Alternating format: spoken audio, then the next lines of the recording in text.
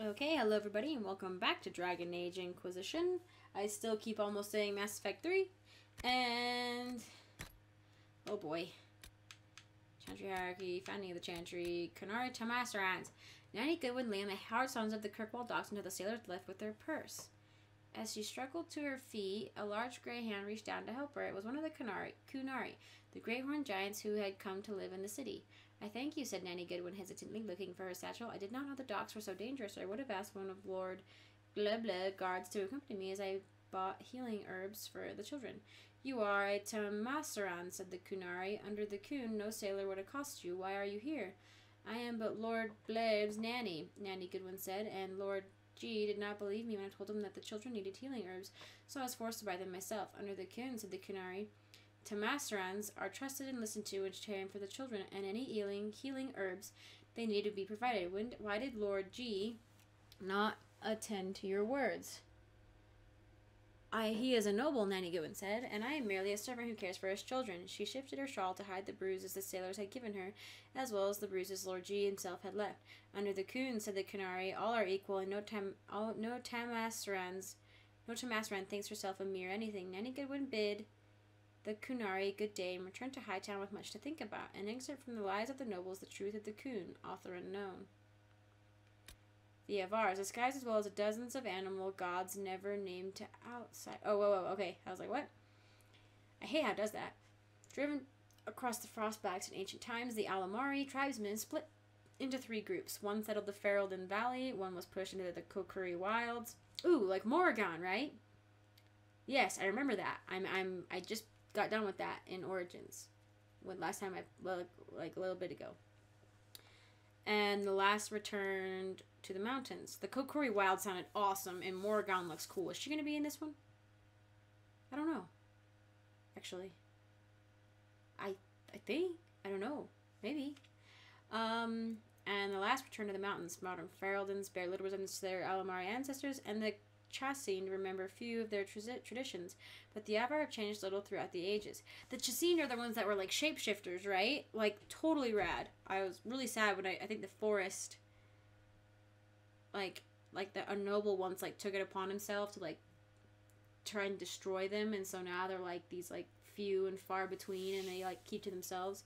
Like the Chasine, the Avar are not a united people. Each tribe fends for itself and is beholden only to its Thane. Thane, ha!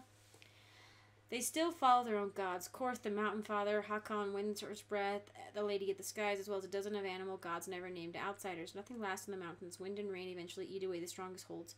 Valleys that were arable one generation are locked in year-round ice the next. Game is constantly on the move. Even among themselves, the Avar make no absolute promises. They wed by a tradition in which the groom struggles to unite a tightly knotted rope, while the bride sings a hymn to one of the gods. However many knots he has undone by the time her song ends is the number of years she will spend with him. Lowlanders often forget that there is no such thing as a permanent alliance in the Frostbacks. Huh, okay. Blah, blah, blah, blah. Right, yes. Dalish Elves. Friends of Red Jenny. The friends don't poke them. It's tempting because what else can you do? But don't. Never know what you'll get, because Red Jenny, she's been around a long time. She's everywhere, and she hits hard or she hits light. But the choosing isn't up to you. You want someone to get their desserts, save your coppers for a moral crow, and know what you're getting. Notes from Sir Keeter, traveling merchant to his son Erebel. They're a distraction, whichever they are. Keeps people busy in the Lord's Edgy, and with the assaults not having any bearing, we've been paid to strike at guest rivals several times now. Bards should pay her a commission. Anonymous. My father went after her once. You want to lose your friends fast? Just say you're tracking hers. He found a report that said she was killed in Navarra. Everyone in that command, to a man, dead or hobbled or somehow lost their claims during the winter following.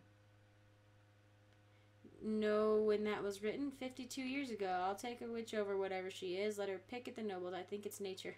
Recommendations of Captain Farm, private militiaman contracted in Denerim. How's it work? You tell me how to tell. Ask for something bad to happen, eventually something does. Did she do it? Does it matter? Either way, you think you had a piece. Maybe that's enough. Interview at Montesamar Tavern, no name given. I know it was her.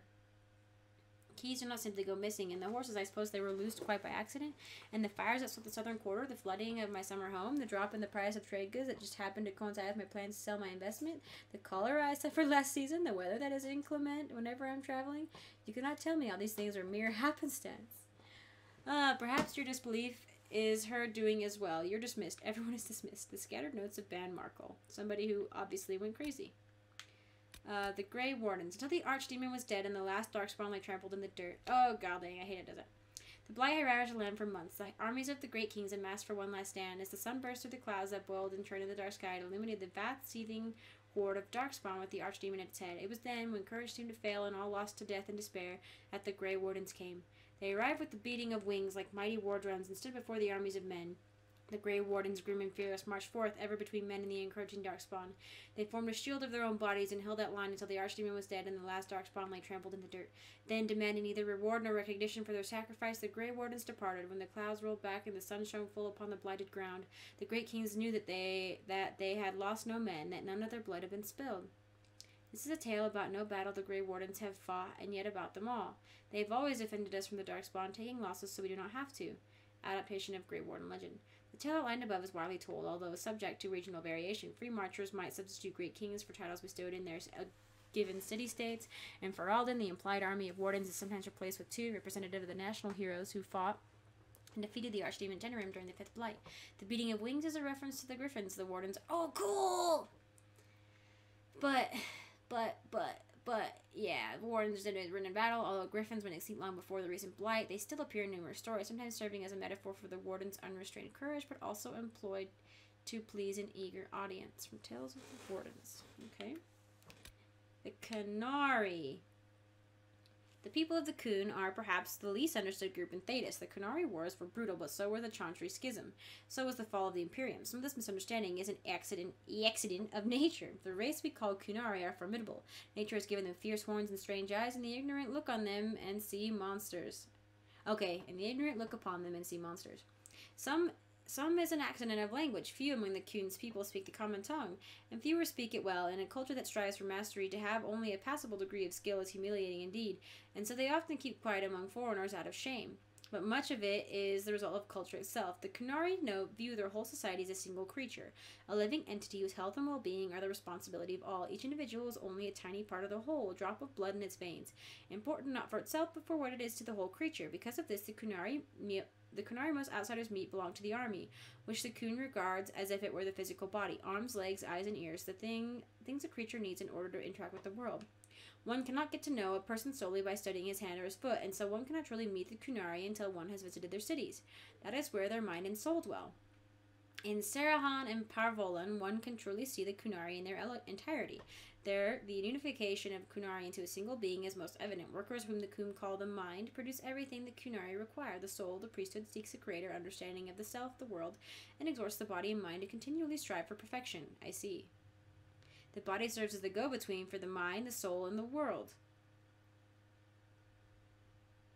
Okay, everyone and everything has a place decided by the Qun in which they work for the good of the whole. It is a life of certainty of equality, if not individuality.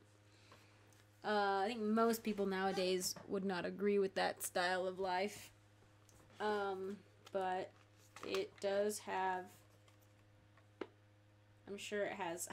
I personally don't like the sound of that, but at the same time, things would probably get done a lot more efficiently, effectively, and more often. Like when there's just individuals, they tend to place themselves above the rest of the people, but if you're part of a group, you place the group ahead of the individual. It's just a completely different mindset, and it's something that I don't really understand. I can kind of see it, but I don't really get it, because I value the individual.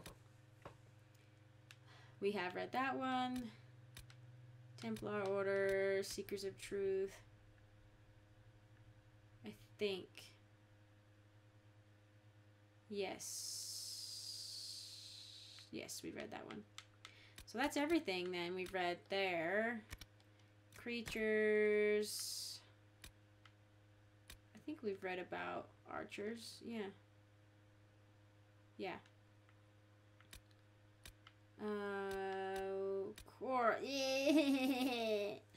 In most corners of Thedas, funeral rites include burning or dismembering the dead to prevent them from becoming hosts to demons, but not everyone gets a proper burial.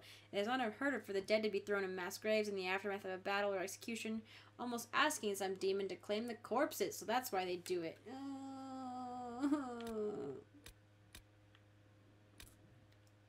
Bari Mage.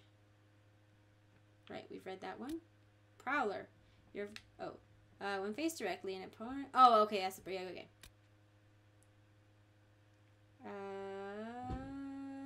We've read the Pride Demon. I don't know why we haven't unlocked the Desire Demon. Rage Demon. Encountered in the Fade, the true form of a Rage Demon is frightening sight. A creature of pure fire, seemingly made of amorphous lava. Its eyes, pinpricks of baleful light radiating from its core. The abilities such a demon center on the fire it generates. It burns those who come near, and the most powerful are able to lash out with bolts of fire and even firestorms affecting entire areas. Fortunately, even powerful Rage Demons are less intelligent than other varieties. Their tactics are simple. Attack enemies on sight with as much force as possible until they perish.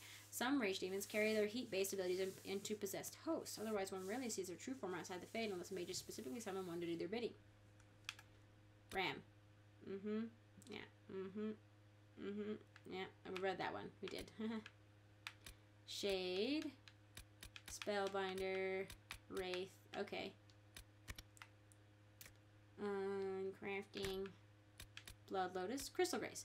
The flowers of the Crystal Grace plant have medicinal value. Pale blue and shaped like delicate crystal bells. The flowers should almost tinkle in the breeze. In fact, I have heard a tale of an Orlesian lady who ordered crystal grace to be planted all over her bower and then hired a mage from the White Spire to enchant them to do just that. Eventually, she grew tired of the chiming and set fire to her lawn in a fit of pique. Let us learn from this. These plants were created exactly as our maker intended, and our interference rarely improves them. I think it would be nice if you had a couple, like a certain area, like where you had like one or two that were enchanted to do that. Elfruit, Dragonthorn. Yes, we did that. Spindleweed. Places. Tail of the Frostbacks. Yes, we knew that one.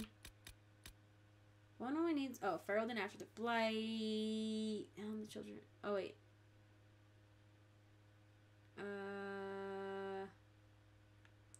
Yes, we read this one. Lornan's Exile. Arl Turner Elson came in late in Arl's life. There was much hope for the young man to follow. Oh, right. Yes, I remember that. Haven. Fort Connor. Navarra. Temple of Sacred Ashes. The Fade. The Hinterlands. The Fallowmire. I spent the last week in the Fallowmire. The bogs are just forever, and it's slow riding at night when the mist came in and you still travel along the old roads, and there's enough good hunting to make the trip worthwhile. Fish, birds, even a few hearts. Hearts? There's hearts there? There's something I can ride. There's one thing to look out for, though. When anything dies in the water, the mire preserves it. I was stalking a magnificent buck when a corpse clawed out of the water at me. I'm not afraid to say I ran. No rack of antlers was worth fighting a demon. My cousin in Fisher's End thought it was funny. Says he has to look out for undead every time he goes out to the village. I don't know how he stands it. Are you serious?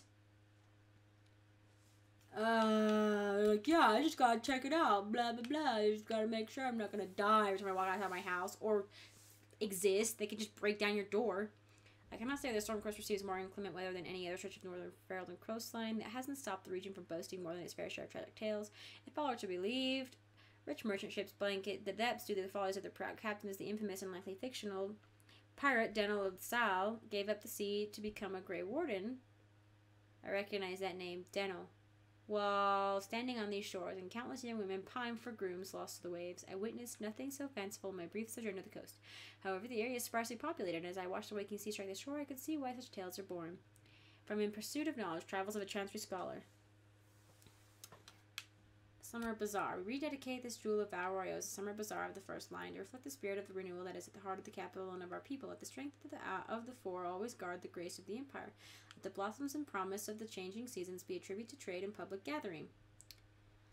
For here in the name of the Lion Valmont, we will be an example of the war of how Orlesians respond to adversity. Our way cannot be threatened, for it embodies the truth of tradition and the promise of progress. The blight finds no purchase in the heart of commerce. Yeah. Okay. Valroyo. Any resident of Royan will say it is the greatest city in the world. Of course they do. Many take such pride for arrogance, but they do so through smiles as they nod in agreement, for such is the cost of doing business in the capital. Valroyo is in every way a world leader, in commerce, culture, and its own exaggerated beauty. The site was founded during Everon's grand unification, the result of a mix of influences not so much balanced as driven together. And while such an amalgamation would be cause for chaos elsewhere, the prosperity of the region has enabled an upward spiral of indulgence. I don't like it. The capitals endure the ages to become a beacon of civilization, and its citizens the measure of modernity. Just ask them. Ugh. I don't know whether to like it or to not like it. An element of Val Royeaux is notoriously risque, and it exists harmoniously beside the aristocracy and the palace bureaucrats. Indeed, the aristocracy tends to indulge in the city's darker side quite frequently, if discreetly, and that only adds to the mystique. Nobility else pretend to be much more conservative and concerned about their reputation, even if a trip into the capital to indulge a few private pleasures is not completely out of the question, and Val Royeaux transgressions are suffered and forgiven with flamboyant urgency. Gotta keep things looking good. That is not to say the city's without lasting scandal or hardship, but one must squint past the gilding to be allowed even a glimpse, as Royans are very careful about the face they present. Such it is with the masks of nobility in the underbelly of their streets. Indeed, the masks indeed. Tales, enchanters, I am the one, the maker. Nightingale's eyes. Sarah was never quite an agreeable girl. Her tongue tells tales of rebellions, but she was so fast and quick with her bow, no one quite knew where she came from. Sarah was never quite the quietest girl. Her attacks are loud and they're joyful, but she knew the ways of nobler men and she knew how to engage them. She would always like to say, why change the past when you can fight this day, when you can own this day? Today she will fight to keep her way. She's a rogue and a thief and she'll tempt your fate. Sarah was never quite the wealthiest girl. Some say she lives in a tavern, but she was so sharp and quick with the bow, arrows strike like a dragon. Sarah was never quite the gentlest girl. Her eyes were sharp like a razor, but she knew the ways of commoner men and she knew just how to use them. Find me still searching for someone to lead me. Can you guide me to the revolt inside me? Promise surviving the breach. Promise surviving the breach in the sky. Templar igniting fire inside me. Maker remind me. Gone are the days of our peace. Now we reside in the great divide. No promise surviving the breach in the sky. That has something to do with a phylactery, or like they light the blood on fire. Like I guess some of the seekers can do that, or is that somebody falling in love with the Templar? We held the fade and the demon's flight, so far from our children and from our lives. We held together the fragile sky to keep our way of life. Once we raised up our chalice in victory. Once we sat in the light of our dreams. Once we were in our homeland with strength and might. Once we were not afraid of the night. A season of 4 or 5. Oh, yes. Yeah, the bottles that I'm collecting. Before Andrastianism, the Forgotten Faiths. This is going to be interesting.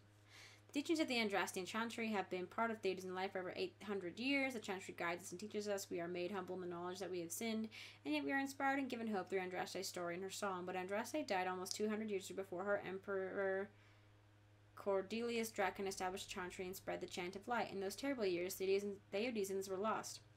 Theodosians were lost. Crying for salvation, they took to anyone and anything they hoped could give them the answers they so desperately sought. Some returned to well-known faiths, like the Tevinter Imperium's cult of the old gods, which we hold accountable for the curse of the blight and the darkspawn. Oh, okay. That's good to know. But others found I didn't think about that, but I think it does explain that in the origins. But others found their own paths, following false prophets and making false gods out of men. Many of these religions have disappeared, dying out their adherents, like the Daughters of Song or the Empty Ones. Others, like the Blades of Hessarin, may still lurk in the hidden corners of our world. This book aims to remember them so that we may find compassion for those who lived in those dark times, and also for they who even now are lost and turn to the shadow trying to find light. I think it's boring when there's only one faith. I like lots of different faiths and different gods. I think it makes things interesting. I am an elf and I worship the elvish gods, I guess. Even if they don't respond. Magistrate Dun... Oh, this is Howard and Hightown, Chapter 2. Magistrate Dunwald's butler had the air of a man who had never risen before dawn in his life. Really? He stared down his nose. I figured a butler would wake up. He stared down his nose at Don and Brenokovic and his partner, Javelin, as if he were on some lofty balcony above them instead of standing in the parlor in a dressing gown. The magistrate is indisposed. This can wait until a reasonable hour, just for the guards to see themselves out. The magistrate is dead, Donnan corrected him. Wake the household. As the butler left, Javelin shifted uneasily in his new armor. Shouldn't the captain be here? You want to go back to the barracks? Be my guest, Donnan said with a shrug, only half listening as he studied the collection displayed in the room. A dozen ancient swords lay nestled in display cases, protected from dust and prying fingers. He moved to lift the lid of the nearest one. Javelin started to protest, but then the doors opened. She had eyes the color of topaz and dark hair that fell across her brow like sword strokes. She strolled into the parlor with such dignified elegance that Donnan didn't realize for several minutes that she was clad in a housecoat and not in a ball gown. You have news about my husband. What's Seamus done this time? Forget to pay his bill at the Rose? She seated herself and indicated the guards do the same. Donnan nodded at the recruit to speak up. Javelin started. No, Lady Dunwald, actually. She interrupted them with a wave. Mario, please. Lady Mario, your husband has been murdered. Donan took over for the flustered recruit. When did you see him last? That wasn't very subtle. Mario stared at him, her jewel-colored eyes wide, and her voice cracked on, murdered, Seamus? But a heartbeat, maybe two, passed, and she again became the perfect picture of noble grace. I saw him at dinner, she answered in a tone anyone might use to comment on the weather. He left before dusk. He said he was going to go play Wicked Grace with the Comte de Favre. Do you know of anyone who might have wanted him dead? Jevelin asked softly. People want magistrates dead on principle. She gave a wry smile, but her voice grew pained. Criminals, political rivals, even people in his district who disagreed with him. She drifted off, lost in thought, and then turned to Donan, eyes blazing. A week ago, a letter came. Vague threats. I thought it was nothing, but it upset Seamus. Who sent it? Donan asked. It wasn't signed, but the seal was 6 crossed swords. The wife or the spouse is always the first suspect. Oh my gosh. Oh, we read this one. We read that one too. We did that one too. Le Pomo, blah, blah, blah. We did that one too.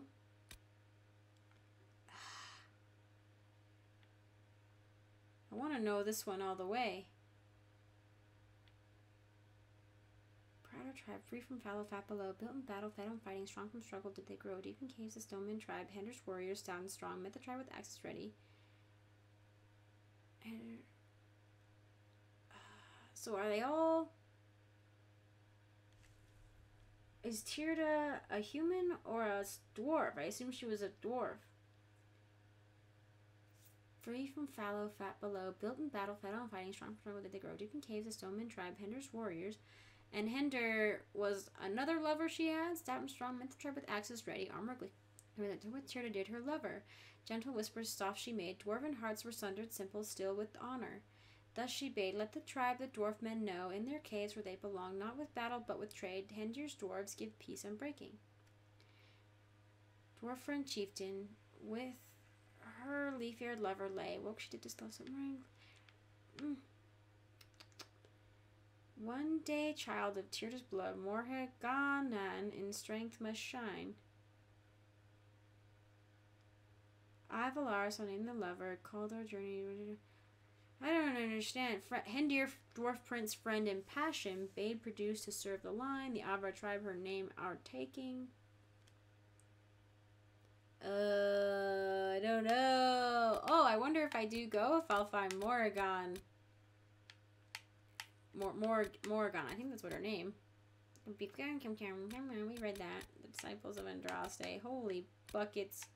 Perils of a Bard Live. Head of Snappy Snips. The servant under the greatest stress, stood as not Sheraton. She stood and she spoke, she stood and she led, she stood and she attacked, and under banners they knew, and a voice they did not. The forces of Orlais brought low their enemy. Now perhaps the servant was more lieutenant than page to her battle-hardened lord, and perhaps the strength of the foe stressed too much in the retaliings, and perhaps the allied were practiced in their role.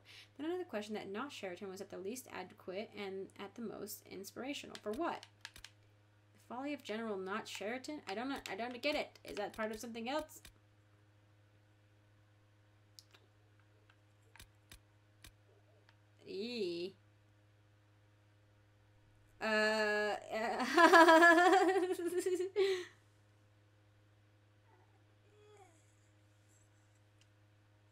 Something about like a warden, like warden fan fiction, maybe. Oh my good golly. Tutorials. We only have 2 left. Okay, well, that was an entire episode of reading. Okay, let's just like look around for a second, and let's ask him one question. I'd like to know more about your work with the Ben Hasrath. Ben Hasrath is actually a general term. You've got the secret police who investigate problems inside our territory. You've got the re-educators who take people with problems and fix their minds, or make them disappear. That sounds terrible. And then you've got the spies. Re-educators? How do the re-educators work? Well, I only know the basics. Wasn't my area. That said, keep a man awake long enough. Ask the right questions, give the right potions, and you can get him to say anything. Yep. You don't need blood magic or demons to change someone's mind. We're a lot more fragile than we'd like to believe. You can alter someone's beliefs that easily. One of my friends was a re-educator. He said that every memory is like the page of a book. When you examine a memory, you're turning to that page, and when you're there, the page is laid bare. Write a few notes in the margins of the page, erase a word here and there, and your whole outlook changes. I always felt a little weird reading that conversation. Yeah. The re-educators sound horrible. Yeah, they probably do. Here's the thing, though. What happens in Orlais when you commit a crime or betray a lord? They just lop your head off. At least the Qunari. I'd rather die with my beliefs. What? None of those sound exactly like you. Yeah, I was a special case. They sent me to Saharan because they needed someone who could fight and hunt down problems. That whole island was a sack of cats. Incursions from Tevinter, Tal Vashath, and native rebels fighting both sides. And in the middle, me, trying to wrangle the rebels and restore order.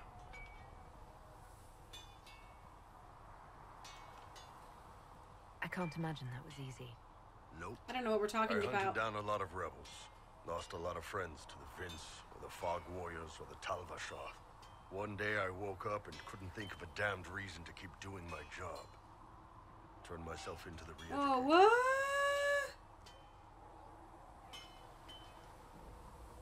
You'd heard what the re-educators did to their prisoners. Yes, I had. I wanted them to fix me like they fixed them. The Ben Hasrath ordered me to go to Orlais, ostensibly as a Tal Vashath, and work undercover. That's how I ended up here. Wow. That's, You did ask. Anyway, nice talking with you. Wait. Oh god, I feel like we Can I help skipped you? a part of the conversation. I think we skipped a huge part of the conversation on accident. so, how did you get the name Iron Bull?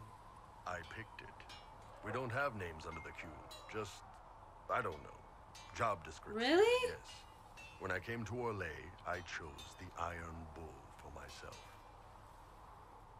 But why How do you specifically differentiate Iron yourselves? Bull? Like Baker, This may Baker 1, surprise Baker you. 2? But I really like hitting things. Also, it's the Iron Bull, technically. I like having an article in front. It makes it sound like I'm not even a person, just a mindless weapon. An implement of destruction. That really works for me. Uh-huh. See you later, Bull. See ya. She said none of those sound like you, but we only talked about the one thing, and then all of a sudden we jumped to this conversation where he was like doing this thing in some place. I don't even know what was going on. I'm not reading those right now though. I want to do other things. So thank you guys for watching if you did.